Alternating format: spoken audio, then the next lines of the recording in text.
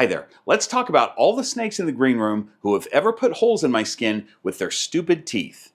I have about 30-ish snakes here in the green room, and some of them have bitten me. I think you might be surprised to find out who some of the culprits are. Anyway, I'm here to publicly call each one of them out. Welcome to the green room. I'm Bob Bledsoe. I think there might be some viewers who are maybe surprised to learn that I occasionally get bit by my snakes because my snakes are all so well socialized and they would never bite anyone.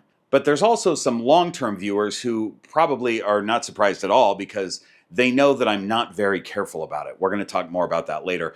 But I'm going to go one by one and talk about how and why I got bit, and maybe we'll learn what I could have done to prevent it. Oh, I'll tell you why. It's because your snakes have sized you up and are trying to eat you like the scientists in your TikTok comment section have warned you about. Kent, I'm positive those comments aren't from scientists.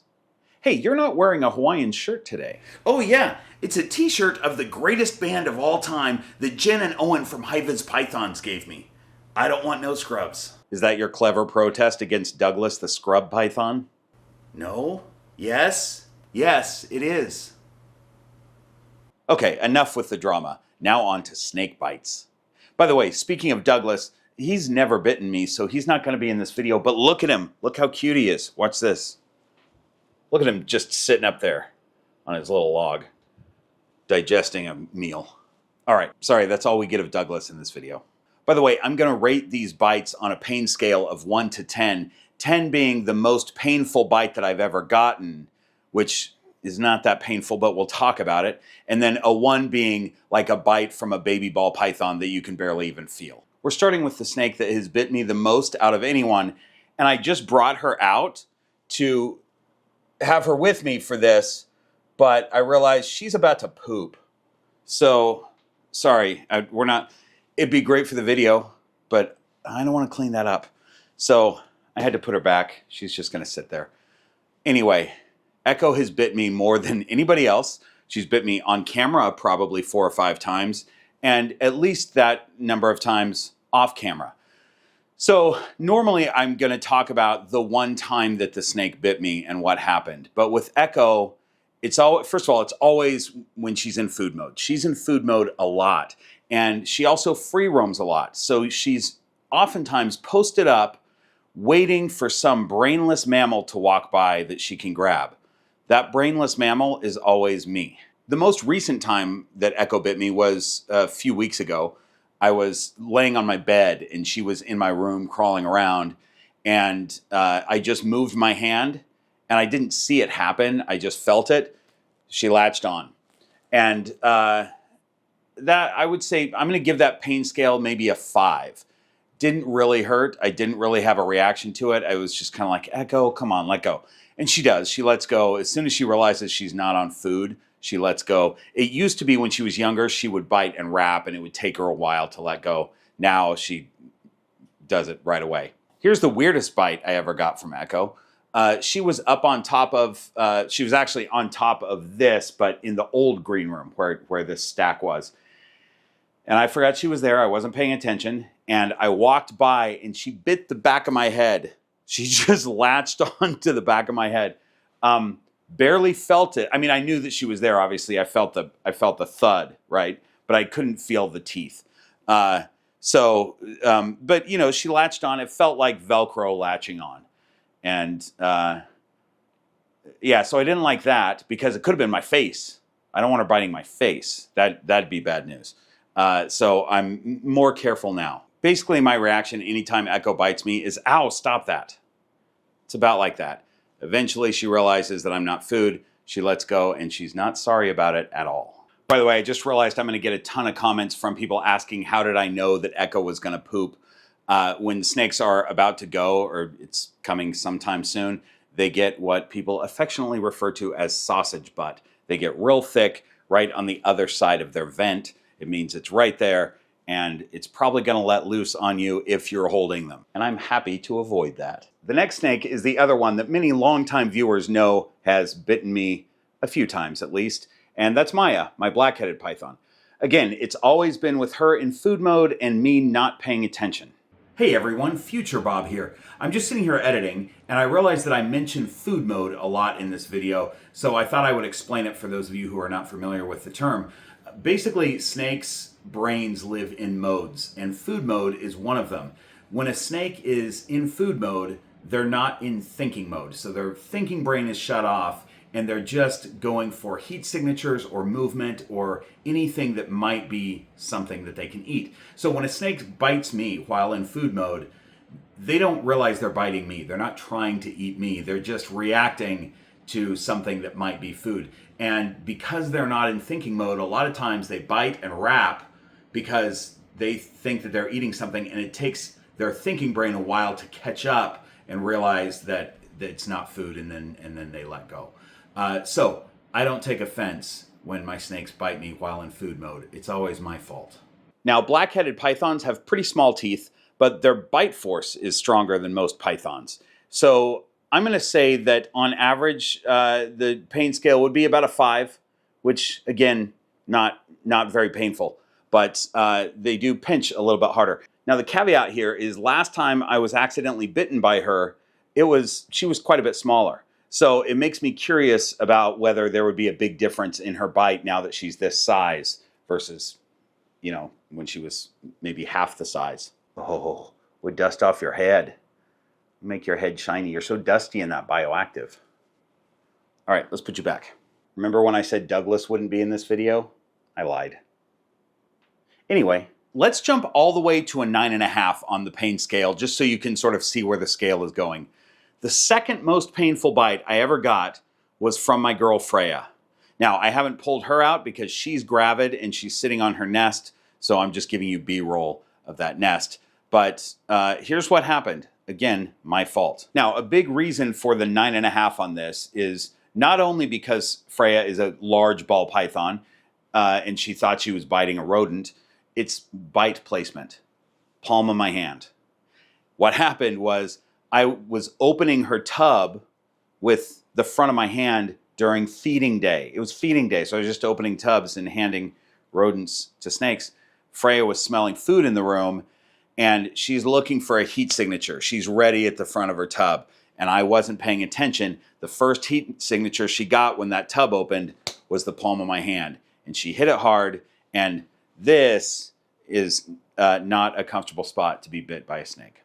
So my reaction, I'm going to recreate it. Here we go. Ow! Geez, dude. Don't do that again. Gosh. So that's a 9.5. And then a 1 would be a baby ball python. You barely feel it. The 10 obviously is only slightly more painful than the 9.5, but it's a bit different, and I'm going to explain in a little bit. But the point here is we're not going to the hospital for any of these. They don't even require a Band-Aid. You might be surprised to find out that the Sundance Kid bit me once, but that was in the first week that I had him. He was a brand new baby, and it was a defensive bite. By the way, you'll find that any defensive bite that I've ever gotten has been from brand new babies that aren't yet socialized. Everything else is a food response bite. So Sundance Kid bit me. By the way, Sundance Kid isn't here right now. He's gone for a couple hours with Lucy, my snake babysitter, who actually owns the Sundance Kid. I gave him to her when she turned 16, and she is now getting her senior pictures taken. So maybe she'll make a cameo when she comes to bring him back. We'll put her in this video. Oh, so the Sundance Kid has bitten me when he was a baby, and Han also. Here, hang on. Here, I can show you Han right now. He bit me once when he was a brand new baby, also defensive bite. But look at him. He's getting so big and handsome. He was sleeping. I'm going to put him back. He's not trying to hang out with us, but there's Han, our little solo baby. By the way, the pain scale for a baby ball python defensive bite, it's like a little bump, and a lot of times you're not even sure if you got bit or not because you don't feel the bite at all. Sometimes it breaks the skin. Occasionally, there will be like 1 or 2 little spots where a little tiny bit of blood is coming out, but you still don't even feel it. So we'll call that a 1 on the scale. You know, back to Maya real quick. When I was writing this episode yesterday, it really got me thinking about, I wonder if that bite is any different now that she's twice the size than she was last time she bit me. So I decided I would find out. It was her feeding night, And so I have a clip of that, and I'm going to show you that clip as we scroll the horde of keepers. Those are my folks over on Patreon who support this channel, and I really appreciate them. They're a really cool community. Patreon.com/greenroompythons. Let's find out if a bite from Maya now is any worse than it was when she was half that size. Here we go.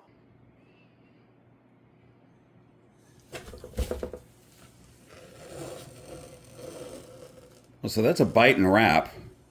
She's probably going to let go in a second. All right, so it didn't hurt until she wrapped over her head, and then it's pulling on it. So it actually does hurt because of that. Okay, now she's letting up the tension on her wrap.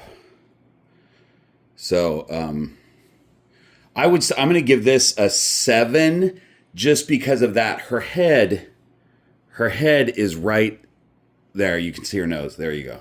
There you go. So she just pulled that, and that's where it hurt. So the bite itself really didn't hurt. They have strong jaws, and so I was kind of expecting the bite itself to hurt more, but it only hurt because she bit and then pulled her head back with her body and was just pulling on that skin. Let's take a look at the damage now. She's still wrapping my arm. So there's not, I don't know if I can show this on, there's not a lot of blood, but, oh, she just swiped it. So, hang on, I'll be right back. All right, I just wiped it off because I can't really show blood on YouTube, but you can see her teeth marks, right? It's not that much. Her teeth are very small. And the mark will be gone. The mark will probably be there tomorrow, and then it'll be gone the next day. So not a big deal. No need for a Band-Aid or anything like that. I just use a towel that has F10 on it, which is a veterinary grade disinfectant. I just wipe it. Thanks to our Patreon supporters, and special thanks to our channel sponsors, Black Box Cages, Lane Labs, The Royals Project, and Rare Genetics RGI. All right, I'm going to get Maya back in her cage because she is actually getting fed tonight. She is a hungry girl. Here's the aftermath a day later. It made kind of almost a perfect circle in my skin. And the reason I think it didn't make a normal bite mark is she didn't get me, like, her whole mouth didn't get me. It was just the front of her, top and bottom jaws. But it made more of a mark because of that pull that she did. Lucy, thanks for bringing your snake back. Yes. So we were talking about the Sundance Kid earlier because you probably don't know this, but of the snakes in the green room that have bit me, he is one of them. Did you know that? I probably knew that at some point, but that is crazy to me. It was the first week I had him, and he was a little baby, and he was super scared. So he bit me. But here, let's put him back. I'm going to put him back. Yes, please. And then... He's had an adventurous day. He's had a day, hasn't he? I'm glad that you happen to be here while I'm shooting this video because we're the only 2 humans that have ever been bitten by snakes in the green room. Humans? Yeah. We're both humans, and the snakes have bitten us, and no other human has been bitten by these snakes. So, which snakes have bitten you? I've been bitten by Ekko, and I've been bit by Maya. Right. Multiple times, each one? Multiple times for Maya, yes, and maybe like 3 or 4, I don't know. For Ekko. Right. So, multiple times. Yes. Yeah. And why is it, do you think, that you get bit? Well, one, sometimes I'm not very spatially aware, so I just stick my hand in the enclosure and I go to do what I'm going to do. And so can we translate that to not paying attention? Yeah. Same reason I get bit, you guys. Multiple times by both. And what was I want to get your feeling of it because I think a lot of people think that I'm just tough and I'm used to getting bit by snakes. Well, that's true. But so now we're talking about a teenage girl who admittedly is a badass, but she's still a teenage girl. What is your experience with being bit by these 2 snakes? It's more of a shock than it is a pain. It's more like you kind of jump back and it's scary for like 2 seconds. It startles you. Yeah, but it's more of like a sharp end of Velcro. It doesn't really hurt. Yeah. You can bleed a lot, but that doesn't mean it's going to hurt. It's like, maybe it's like getting pinched by Velcro, right? Because you feel the pinch. Okay, yeah. It is kind of like getting pinched by Velcro. And if you have somebody who's more, I want to say punchy with their movement like Ekko, then it's probably like a thud and then a pinch. Yeah. You know what I mean? Yeah. Yeah. but no need to go to the hospital as much as your mom wants to take you to the No, hospital not when that it she happens. wouldn't. Not that she would take me. But, Oh, but she no, would take you. She's ready to take you. Yeah. All right. Thanks for telling us your perspective on that, Lucy. Yeah, of course. I'm Yeah. happy to be bit. I'm glad that you're happy to be bit because I'm not trying to get sued over here. Okay. Here's Handsome Dan, my boa. You know, he struck at me once. The first week that I got him, he was very nervous. He struck, but it didn't land. So Handsome Dan has never bitten me, is something that I was able to say up until about 2 weeks ago. One thing I love about Handsome Dan is once he finds his spot for the day, he doesn't move. He's very trustworthy. He's either sleeping or he's in food mode. And there's no body language difference. Like there's no different way that he's sitting when he's either sleeping or in food mode. And I have seen him strike. Like if he's right here and he's in food mode, if I walk by even far away from this, he'll strike out at the movement. So that's how I know that he's in food mode. He's never even come close to hitting me, but it's just, striking and movement. And then I know for the day, he's probably awake and looking for food, so I stay away from him. But he was on the snake wall a couple weeks ago, and he was just stretched out across one of the shelves, not hanging on to anything, just stretched out. He had been there all day, and it was time to put him back. It was getting to be the evening. So I just went to reach the back third of his body to grab him. Now, keep in mind, boas can strike sideways, and they're very good at it. So when I reached my arm up to grab his back half, I didn't even touch it. It was the movement of my arm. He sideways, bam, hit me. And I didn't see it. So, the worst part about being bitten by a snake is it startles you. Like it happens so fast and it startles you. So I didn't see it. There was no startle. So my reaction, I think I just said, "Hey, don't bite me."